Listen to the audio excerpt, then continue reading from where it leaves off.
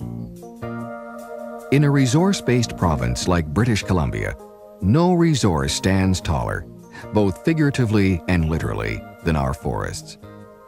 The Ministry of Forests is required to manage, protect, and conserve the forest resources of the province.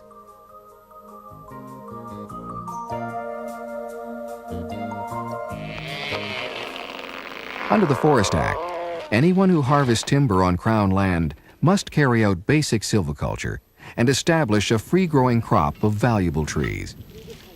The ministry is responsible to ensure this is carried out.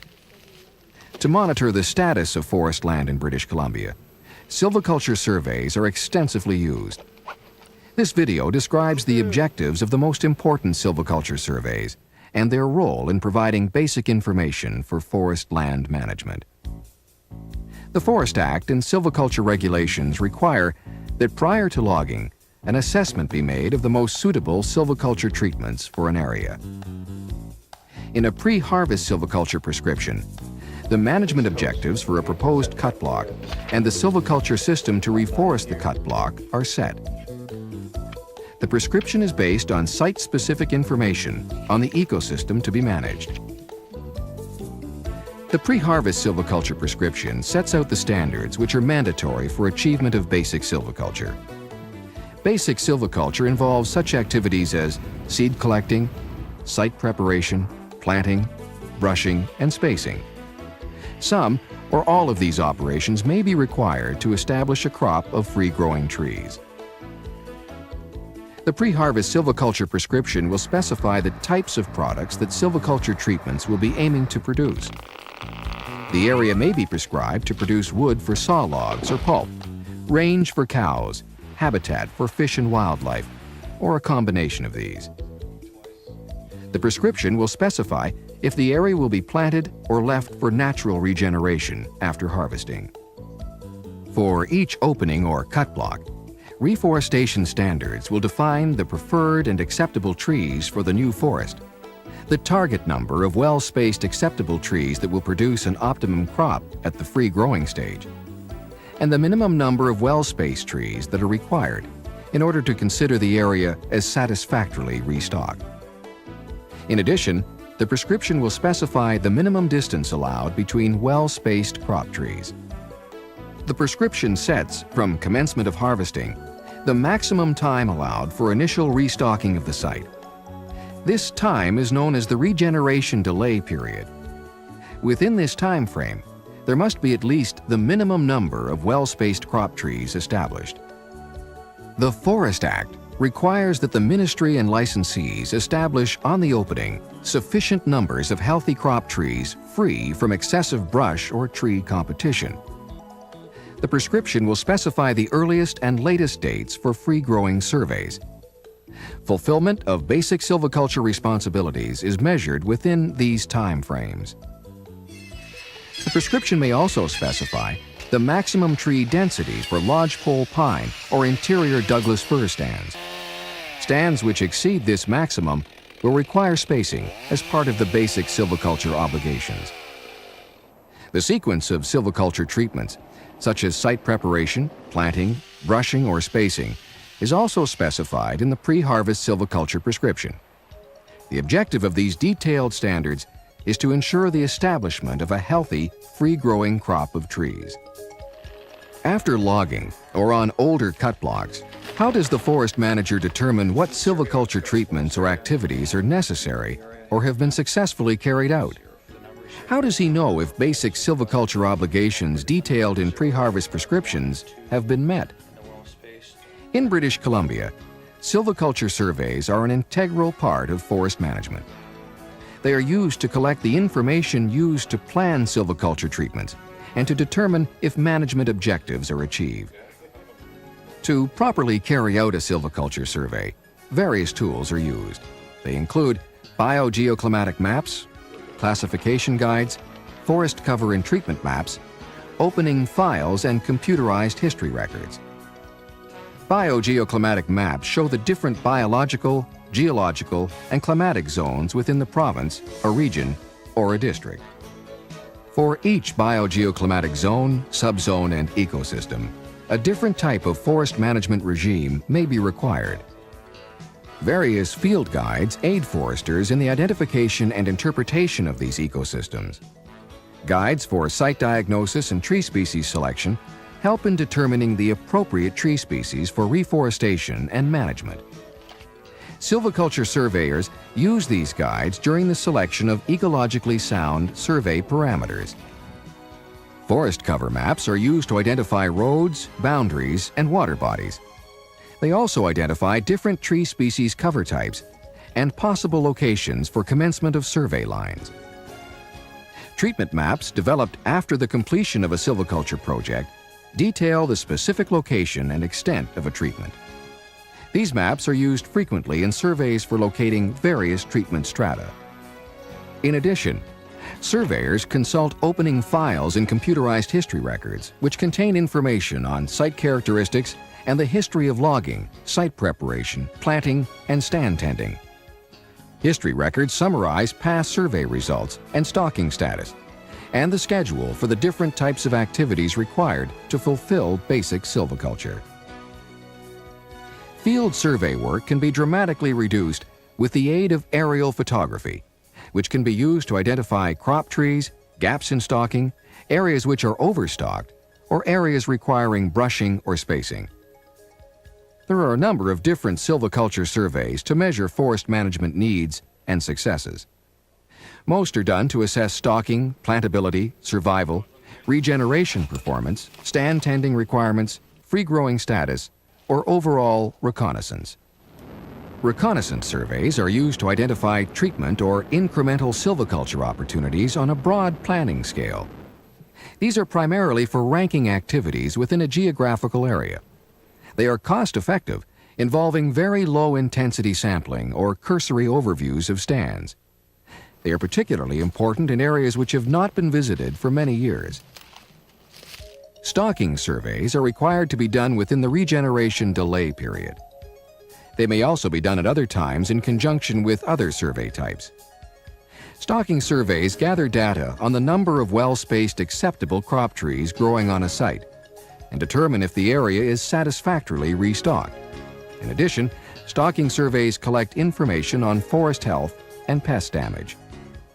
The information collected is used to update forest cover maps and forest inventory information. Most importantly, information is gathered which is used to develop recommendations for future silviculture treatments. Plantability surveys are normally carried out after harvest or site preparation. They are used to estimate the number of plantable spots per hectare on an area and to develop a planting prescription. The planting prescription will specify the appropriate planting density and tree species for reforestation. In addition, the planting prescription will be used to request appropriate stock types from nurseries and to develop a planting contract. After a plantation is established, survival surveys are carried out to determine the number of planted trees that are alive. Survival surveys gather data on the number of living seedlings over a period of time, and they enable foresters to make decisions on what future tree species and stock types to plant. The information is also used to identify the optimum site preparation and the time of year to plant for an ecosystem. This information enables foresters to carry out better planting practices. After a period of time, crop trees may be subject to encroachment and competition from undesirable weed and tree species. Brushing surveys are used to assess brush hazard on a site. Information on the density, height, diameter, and age of the competing vegetation and crop trees is collected. The brushing survey also identifies any water, fish, wildlife, recreation, and other resources on a site. By using the information collected in the survey and completing a decision-making profile, appropriate brush control methods are selected. The brush control will be done to ensure the crop trees are free-growing. With some species, natural regeneration may result in excessive tree densities. This causes a reduction in tree height, diameter, and stand value. For lodgepole pine and interior Douglas fir areas, spacing may be a basic silviculture requirement. Spacing surveys determine the number of trees per hectare on a site and are used to prescribe appropriate spacing treatments and desired final stand density. Regeneration performance assessments collect detailed measurements of the height growth of trees over time on a specific ecosystem. The height and age at specific times are then compared to the average growth of stands in similar ecosystems. Regeneration performance assessments gather data so that realistic height growth expectations can be made for the tree species on different sites. Target leader growth standards for free-growing trees are developed from this information. The Free Growing Survey is one of the most important silviculture surveys. Free-growing surveys determine the number of well-spaced acceptable trees free from excessive brush or tree competition. In order to be classed as free-growing trees, they must also be healthy and free from unacceptable pest damage.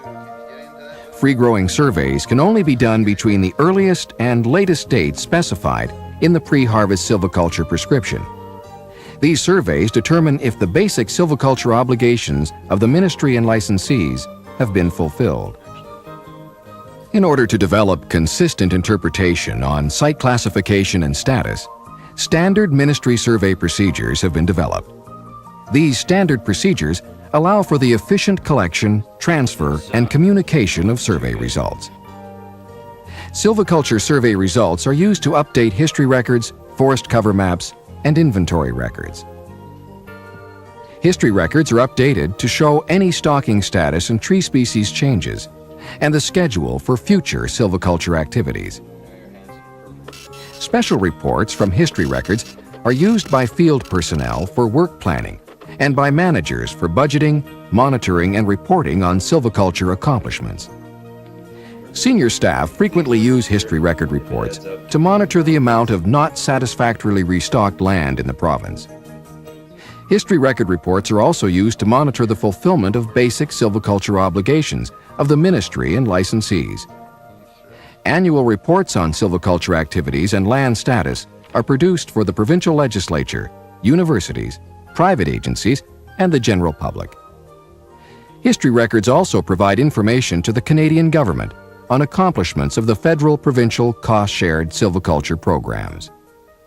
Silviculture survey information is used to update forest cover maps to show any changes in site history, forest type, and cut block boundaries. These forest cover maps are used to plan and map harvesting, reforestation, and stand tending activities.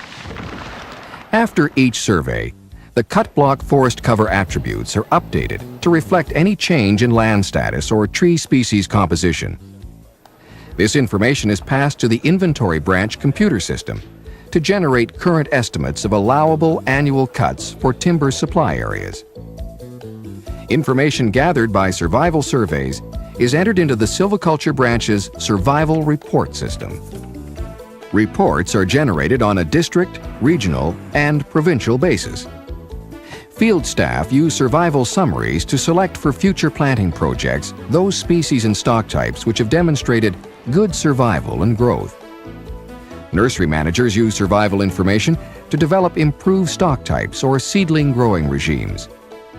In addition, survival information is an important element used by economists in the determination of the cost and benefit of reforestation investments. Each year in British Columbia, silviculture surveys are carried out on over 650,000 hectares of forest land at a cost between $2 and $25 per hectare. Their low cost should not mislead anyone into thinking that they are of little consequence. These surveys end up recommending treatments which can cost up to $2,000 per hectare. Most importantly, they are used to monitor the fulfillment of the basic silviculture obligations of the ministry and licensees. The surveyor in the field is really responsible for making recommendations that commit millions of dollars. In assembling the base data, surveyors provide the fundamental information for forest management decisions. It can safely be said that not a tree is cut or planted in this province without the influence of the work of a surveyor. In British Columbia, silviculture surveys measure the success of our forest management activities.